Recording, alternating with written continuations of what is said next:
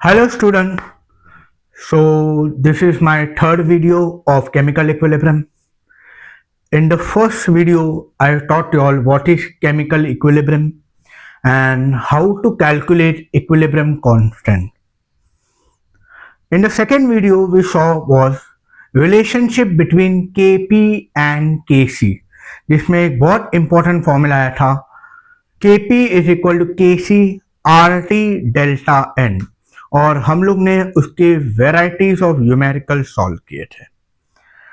Now we move to the third video, third part of the lesson, application of equilibrium constant. There are three main application we are going to study. तो आज का lecture basically it is application of equilibrium constant and we are going to solve varieties of numerical जिसमें और type के problem हम solve करेंगे. तो let us come to the first application of equilibrium constant. First application, predicting the extent of reaction. कि कितना आगे गया. देखो ये तो पता है तुम लोग को कि इक्विलिब्रियम में दो होते हैं, एक फॉरवर्ड और एक बैकवर्ड. अब ये एप्लीकेशन बताएगा कि कितना आगे गया, कितना मेरे को प्रोडक्ट मिला और कितना मेरे पास रिएक्टेंट है. तो by looking at the value of K we can tell whether the reaction is more in the forward direction या whether the reaction is more in the backward direction. मतलब हमको प्रोडक्ट ज्यादा मिला है या प्रोडक्ट कम मिला है, रिएक्टेंट ज्यादा होगा. तो let us understand first Cl2 plus 2NO give 2NOCl. K का वैल्यू देखो क्या है 3.7 into 10 raised to 8. अब तुम्हें दिख रहा है यहां पे ये जो K का वैल्यू है वो ग्रेटर देन 10 raised to 3 है. अगर K का value greater than 10 raised to 3 होगा mean the reaction is more in the forward direction. The reaction is more in the forward direction. इसका मतलब क्या, जो प्रोडक्ट है वो मोर है, मतलब ज्यादा मिला है, और रिएक्टेंट जो है वो क्या मिला है, ले. मतलब more product you have got and reactant is what, ले. चलो इधर देखो, अभी ये रिएक्शन है, यहां पे देखो K का वैल्यू क्या है 5 into 10 raised to minus 39. मतलब K का value is less than 10 raised to minus 3. यही अगर K का value less than 10 raised to minus 3 होगा तो the reaction is more in the backward direction.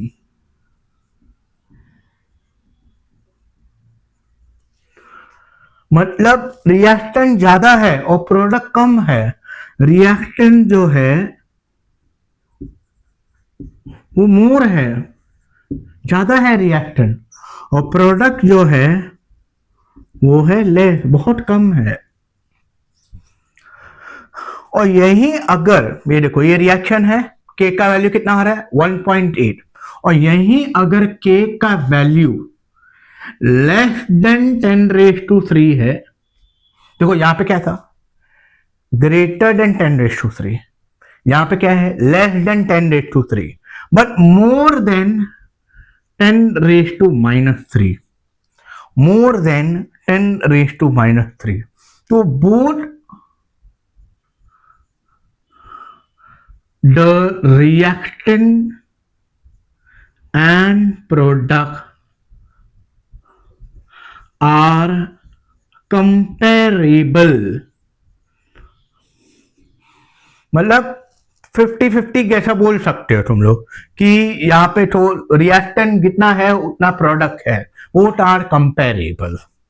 तो यही अगर greater than 10 raised to 3 product ज्यादा, लेस देन 10⁻³ प्रोडक्ट कम, और बिटवीन 10⁻³ 10⁻³ कंपेरेबल, आजू बाजू होगा.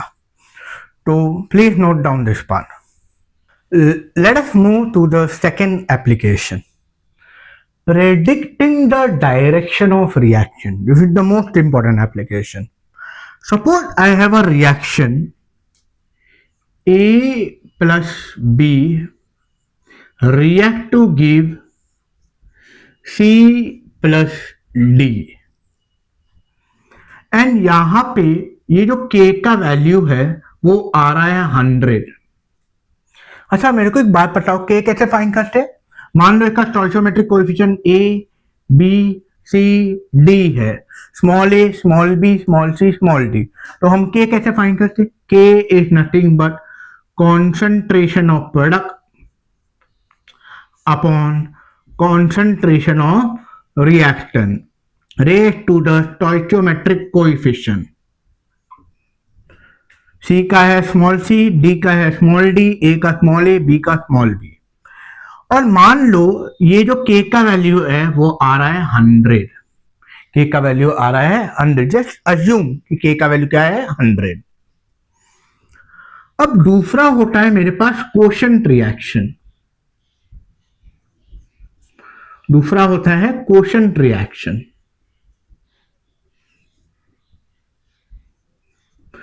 जिसमें ये जो है फॉर्मूला सेम है, फॉर्मूला रिमेन द सेम. क्या है फॉर्मूला? वही concentration of product upon concentration of reactant raise to the stoichiometric coefficient. मगर फर्क क्या है दोनों में?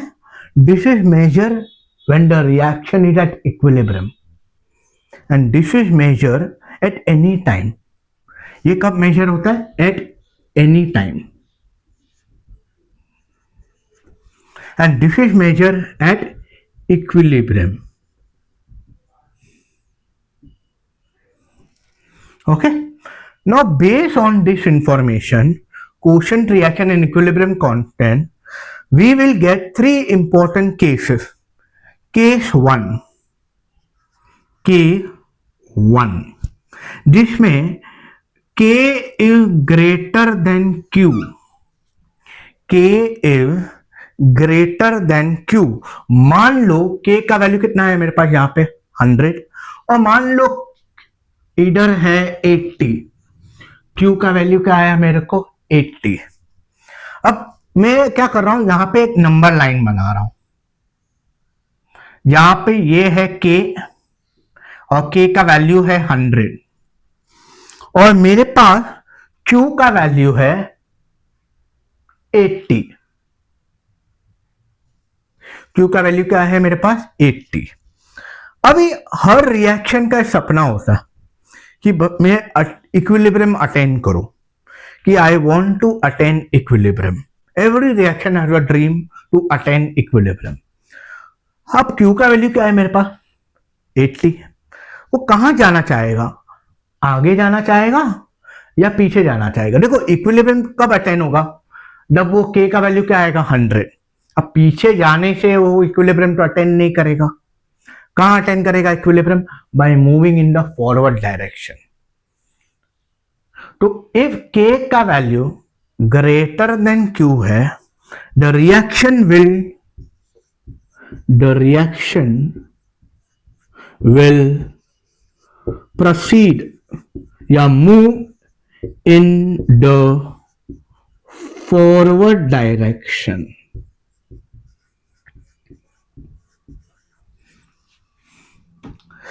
Let's move to the second case, case 2, जिसमें K का वैल्यू लेस देन Q है. अब K का वैल्यू मैंने क्या लिया? 100 ही लिया और Q का वैल्यू मैंने लिया है 120. क्या लिया मैंने? Q का वैल्यू 120. तो मान लो अभी यहां पे है Q यहां पे है, ग्रेटर है, मतलब 120 इधर है Q का वैल्यू. तो कहां होएगा? अब मेरे को एक बात बताओ, मैंने क्या बोला था? हर रिएक्शन का एक सपना है टू अटेन इक्विलिब्रियम. तो मेरे को एक बात बताओ, क्या वो आगे जाने से इक्विलिब्रियम अटेन होगा या पीछे जाने से होगा? ऑब्वियसली पीछे जाने से होगा।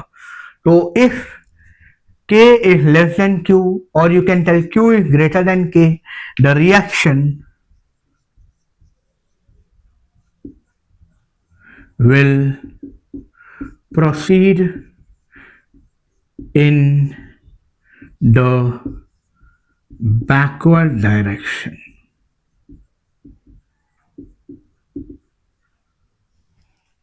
And case 3 is k is equal to q, मतलब ये भी 100 और ये भी 100, मतलब दोनों का वैल्यू 100 है, k भी 100 है और q भी 100 है। तो क्या होगा, ना वो आगे जाएगी ना वो पीछे जाएगी, मतलब the reaction is at equilibrium. तो क्या लिखोगे, the reaction is at equilibrium, the reaction is at equilibrium, मतलब ना तो वो आगे जाएगी फॉरवर्ड ना तो वो पीछे जाएगी। The reaction is at equilibrium. Please note down this. So let us move to one numerical based on predicting the direction of reaction. A plus B reacts to give 3C in a 3-liter vessel contain 1 mole, 2 mole and 4 mole of A, B and C respectively. Predict the direction of reaction.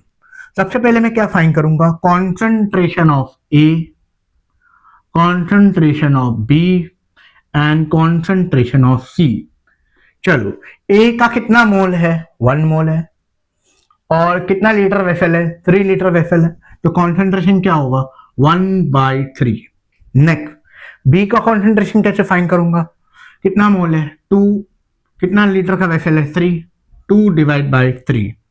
C का concentration कितना मोल 4, 4 divide by 3। अब क्या find करूंगा मैं, Q find करूंगा। तो Q क्या है, क्वोशंट रिएक्शन, तो क्या रहेगा, concentration of product upon concentration of reactant A and B। तो C raise to cube, A raise to 1, B raise to 1। चलो C का क्या है मेरे पास concentration, 4/3 the whole cube upon A का कितना है मेरे पास, कितना है A का 1/3 और B का कितना है मेरे पास 2/3। तो चलो सॉल्व करते हैं इसको, कितना आएगा ये 64 अपॉन 3 क्यूब 27, 1/3 2/3। ओके, तो ये कितना हो जाएगा, 2 1 जा 2 32,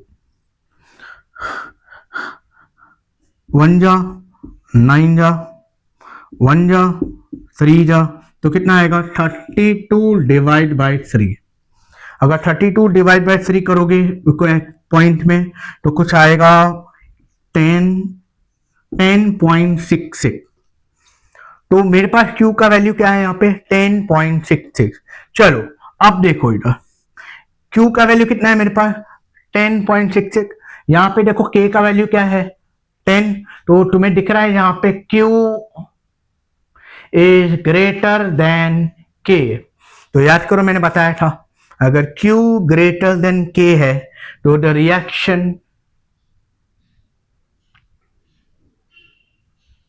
will move in the backward direction. कहाँ मूव करेगा, it will move in the backward direction.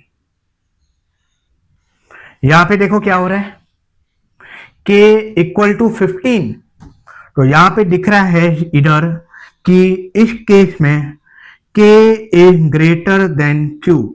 अगर K ग्रेटर देन Q है तो कहां जाएगा, the reaction will move in the forward direction. कहां मूव करेगा, इन द फॉरवर्ड डायरेक्शन। और यहां पे देखो क्या हो रहा है, K इज इक्वल टू 10.66, मतलब यहाँ पे क्या 10 हो गया, यार दोनों इक्वल हो गया, K is equal to Q। अगर K इक्वल टू Q होगा तो क्या होगा, the reaction is at equilibrium, the reaction is at equilibrium. Okay, please note down this. Let us move to the third application, calculation the equilibrium concentration. equilibrium concentration को वो calculate करता है। चलो numerical के थ्रू हम समझेंगे। The equilibrium constant at 298 Kelvin for the reaction A plus B arrow C plus D, K का value है 100। If the initial concentration of all the four species is 1 molarity each, मतलब ये मेरे पास एक रिएक्शन इधर लिख रहा हूं मैं, A plus B react to give C plus D, और सबका इनिशियल कॉन्सेंट्रेशन दिया हुआ है 1 मोलैरिटी, सबका इनिशियल कॉन्सेंट्रेशन दिया हुआ है 1 मोलैरिटी। मुझे फाइंड करना है the equilibrium concentration of D. हमें क्या फाइंड करने का है, equilibrium concentration of D. Okay, सबसे पहले हम देखेंगे कि रिएक्शन कहां जा रही है, क्या रिएक्शन आगे जा रही है या पीछे जा रही है, पहले तो वो देखना पड़ेगा।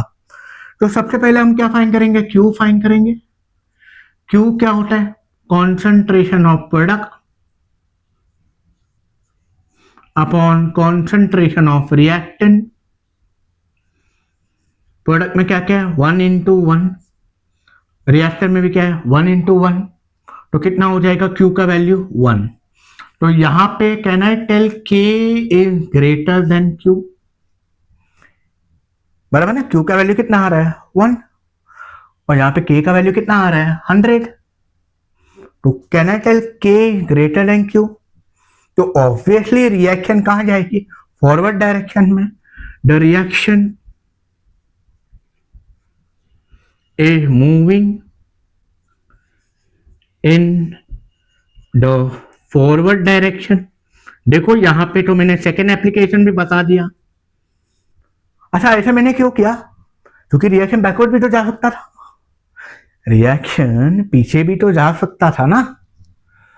पीछे कब जाता था, जब Q ग्रेटर देन K होता था।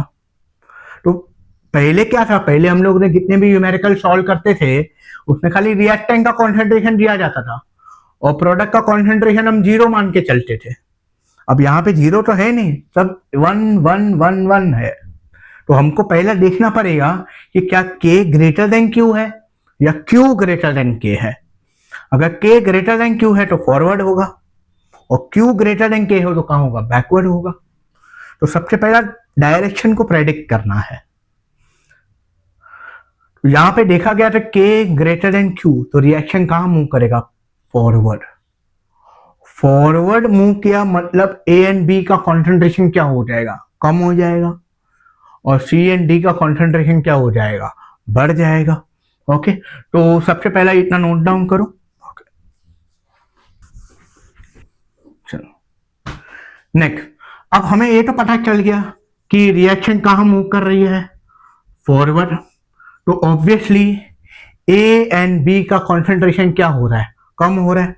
तो ये कितना हो जाएगा 1 माइनस x, मान लो x कम हो गया तो B कितना हो जाएगा, x कम हो जाएगा, क्योंकि इसका स्टोइचोमेट्रिक कोएफिशिएंट क्या है 1। अगर यहां से x कम हो रहा है तो ऑब्वियसली यहां से क्या होगा, x बढ़ेगा, तो कितना हो जाएगा ये 1 प्लस x, और ये भी कितना हो जाएगा 1 प्लस x। ओके, चलो नेक्स्ट। अब क्या करेंगे, K का वैल्यू दिया हुआ है 100, concentration of product C D upon concentration of reactant A and B। K कितना दिया हुआ है 100, C 1 plus x, 1 plus x, D का भी कितना है 1 plus x, A 1 minus x, 1 minus x, इसको फर्दर सॉल्व करेंगे तो 100 1 plus x the whole square 1 minus x the whole square. Okay, अब क्या करेंगे हम लोग, taking square root on both the side. क्या करेंगे, taking square root on both the side. तो ये हो जाएगा 10 1 plus x upon 1 minus x. इसको फर्दर सॉल्व करेंगे तो क्या हो जाएगा 10 1 minus x 1 plus x 10 minus 10x is equal to 1 plus x. इसको उधर लेके जाएंगे तो ये कितना हो जाएगा 11x is equal to 10 sorry 11x is equal to 9। तो x is equal to 11 divide by 9। Okay, तो 11 डिवाइड बाय 9 करोगे तो कितना आएगा, ये 11 divide by 9 I am very sorry it is x is equal to 9 divide by 11 sorry x is equal to 9 divide by 11। तो इसको further solve करेंगे तो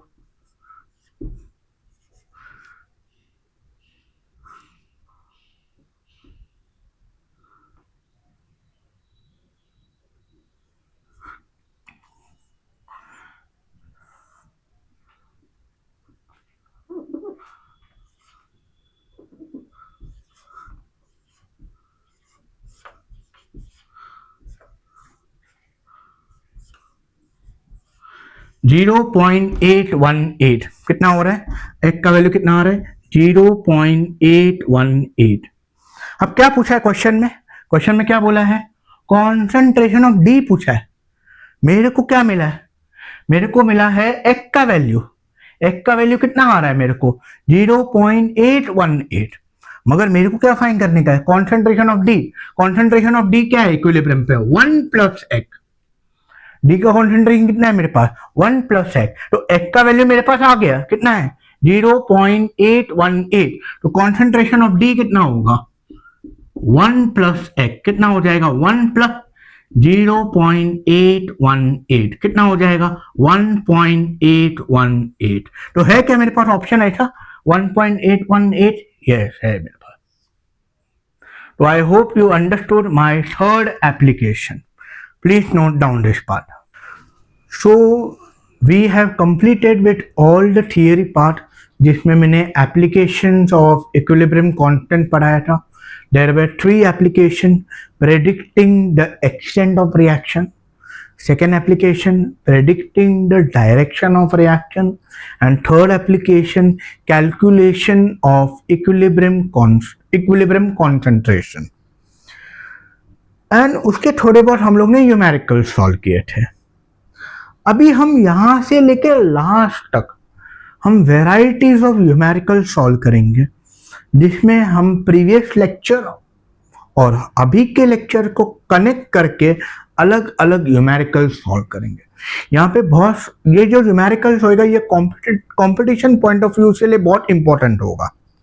तो let us come to the first numerical, the equilibrium constant for the reaction. ये reaction दिया हुआ है, इसका केपी दिया हुआ है, कितना दिया हुआ है 4।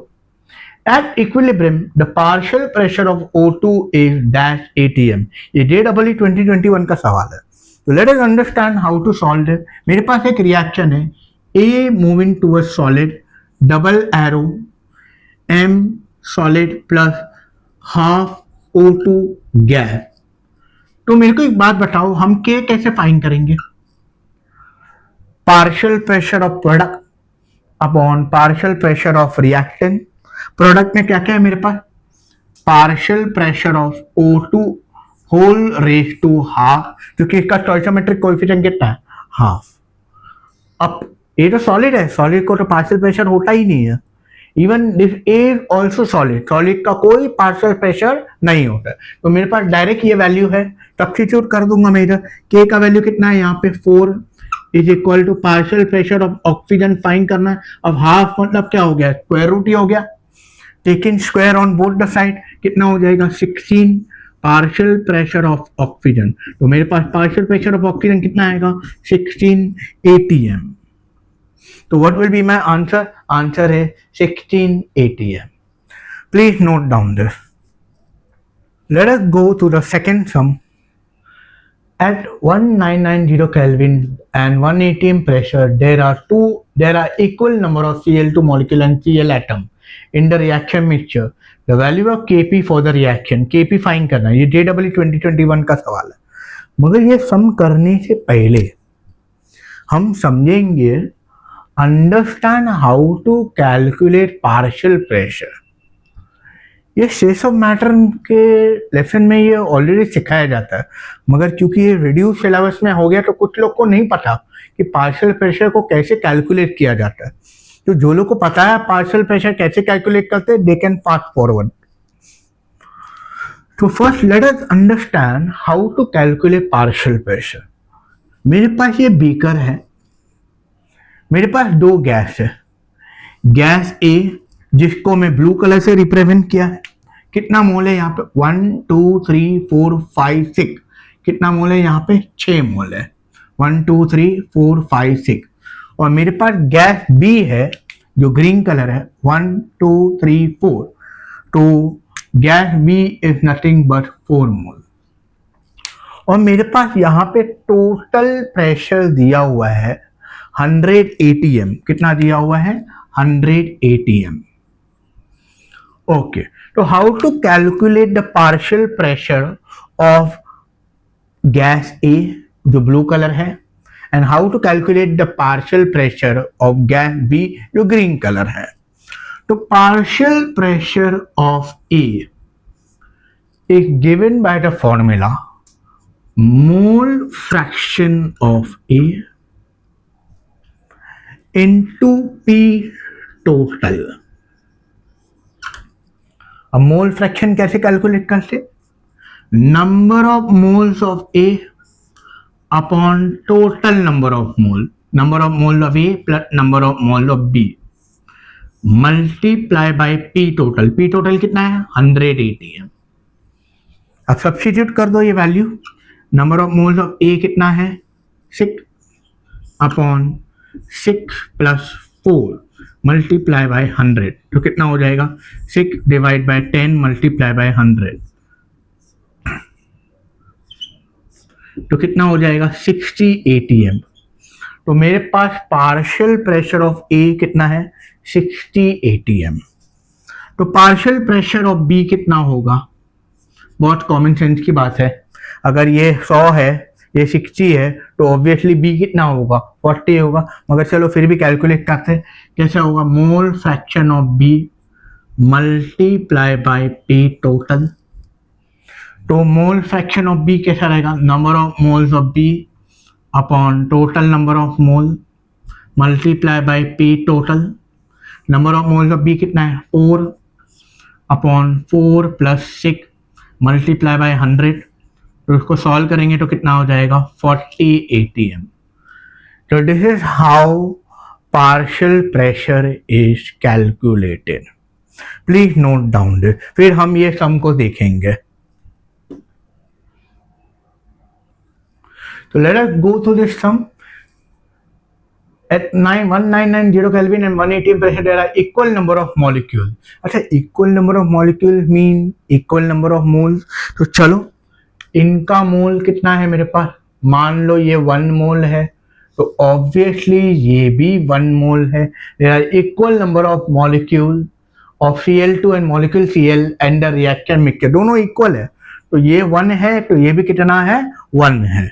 ओके, तो अब मेरे को फाइंड करने का है Kp, the value of Kp for the reaction. Kp find करना है, क्या कैसे फाइंड करोगे, partial pressure of Cl the whole square upon partial pressure of Cl2 a whole raised to 1। okay,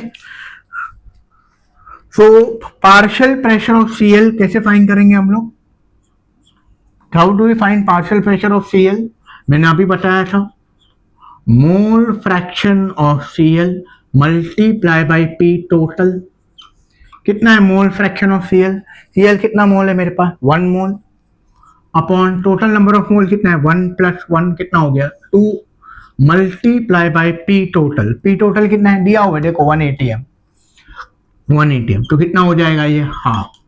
next partial pressure of Cl2 वही होगा, कितना होगा ये 1 मोल अपॉन टोटल मोल कितना है 2 मल्टीप्लाई बाय पी टोटल कितना है 180 है, तो कितना हो जाएगा ये हाफ।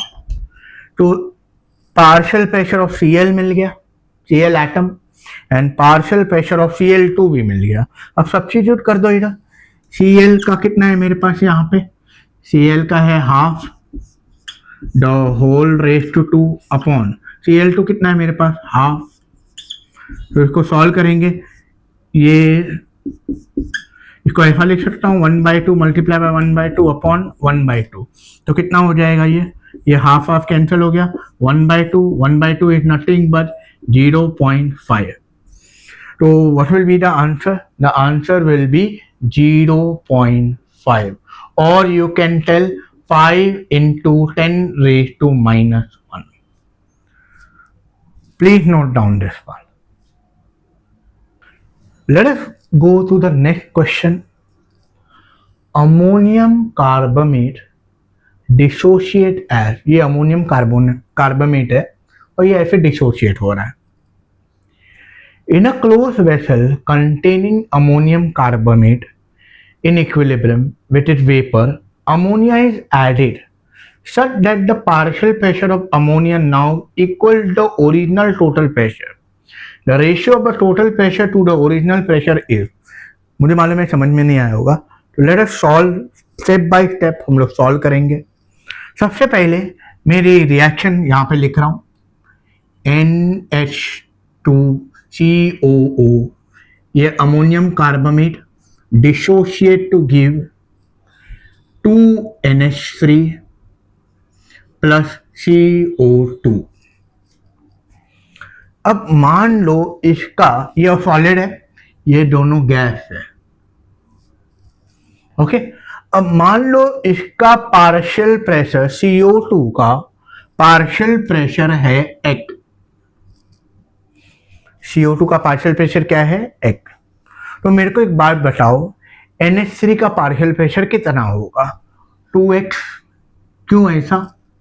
CO2 कितना मोल है 1, ये कितना है स्टोइचियोमेट्रिक कोएफिशिएंट 2, CO2 का स्टोइचियोमेट्रिक कोएफिशिएंट 1, NH3 का 2, तो ये अगर x है तो ये कितना होगा 2x, ओके। नेक्स्ट, तो मेरे को एक बात बताओ, Kp कैसे फाइंड करेंगे? Partial pressure of NH3 the whole square partial pressure of CO2, कितना हो जाएगा? पार्शियल प्रेशर ऑफ NH3 कितना है 2x the whole square, partial pressure of CO2 कितना है x, तो इसको सॉल्व करेंगे तो ये 2 स्क्वायर 4x क्यूब, तो मेरे को Kp का वैल्यू कितना आएगा 4x क्यूब। अच्छा, मेरे पास टोटल प्रेशर कितना होगा? Total pressure 2x plus x कितना हो जाएगा 3x, तो मेरे को Kp का वैल्यू कितना आ रहा है 4x क्यूब, और मेरे पास टोटल प्रेशर कितना है 3x मेरे पास। अच्छा चलो, इतना तो मैंने सॉल्व कर दिया। Let us understand the question, let us read the question once again. In a closed vessel contain ammonium carbonate in equilibrium with vapor, ammonia is added, अब अमोनिया ऐड किया गया था,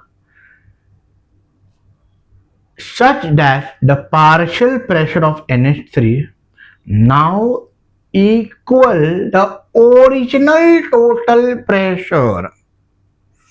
चलो वापस से रिएक्शन बनाता हूं, NH2COO NH4 solid double arrow 2NH3 plus CO2।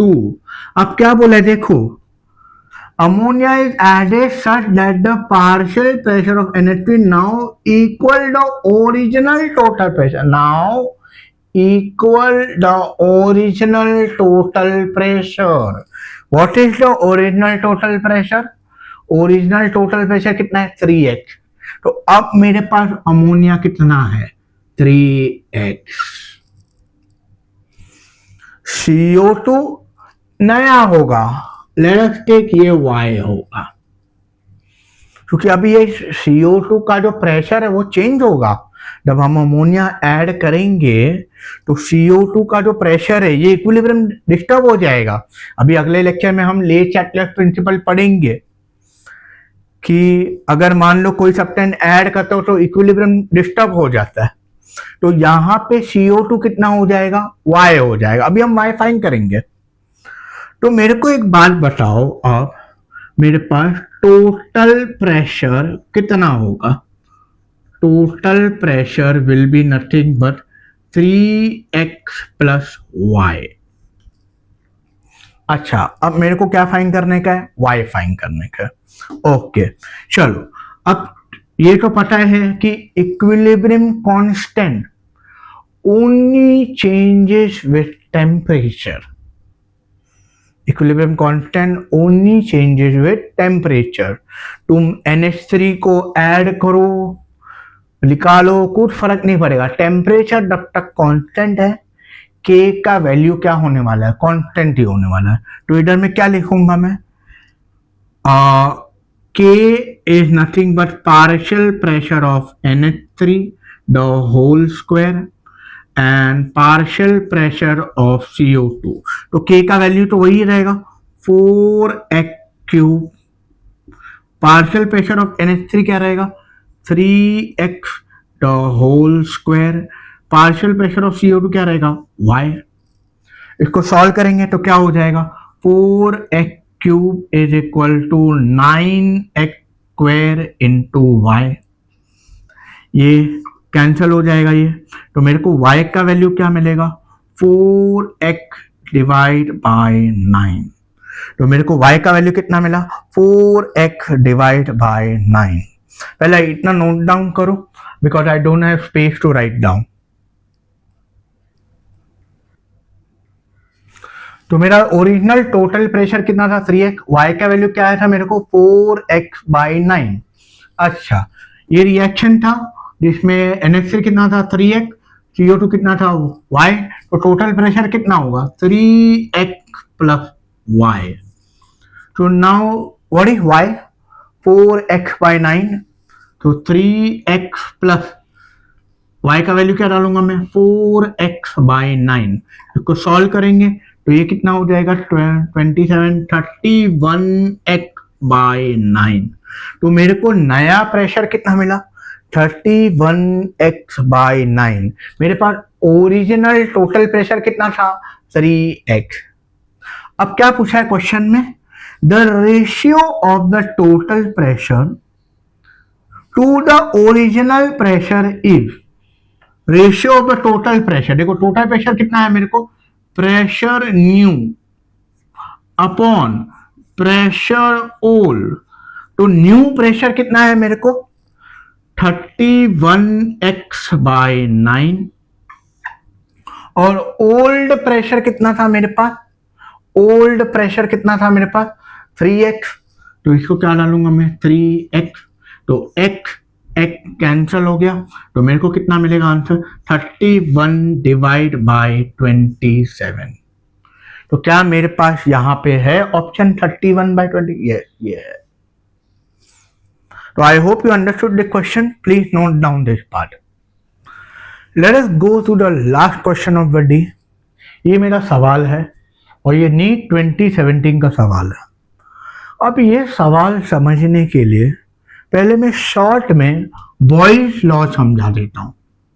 अब जो लोग को बॉयल्स लॉ पता है, ये टेस्ट ऑफ मैटर का पार्ट है जो एक्चुअली रेडियो सिलेबस में आ गया था। ओके, तो जिन लोग को बॉयल्स लॉ पता है वो लोग फास्ट फॉरवर्ड कर सकते हैं वीडियो को। जो लोग को नहीं पता है, इधर शॉर्ट में पहले मैं एक्सप्लेन कर देता हूँ what is Boyle's law.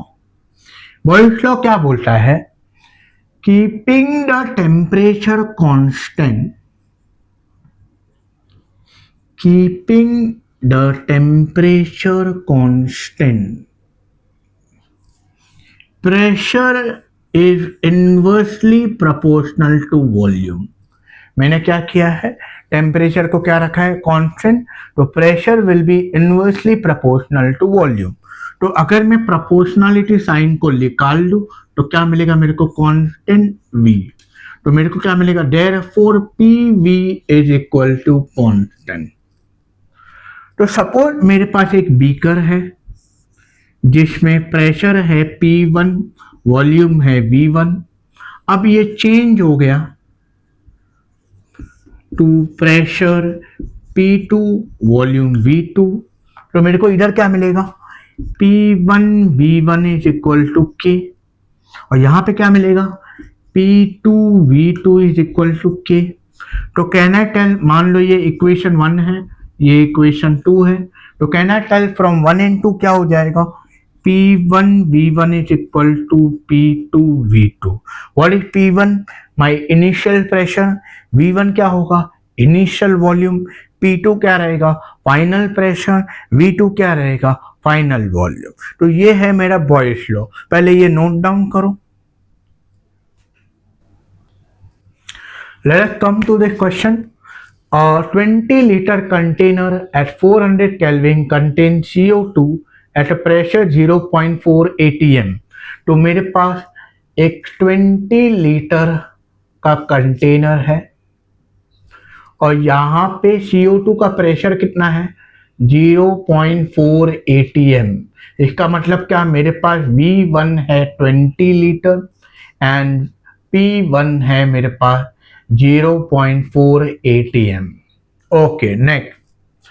The volume of the container now decreases by moving the movable piston fitted in a container when the pressure of CO2 attaining maximum will be।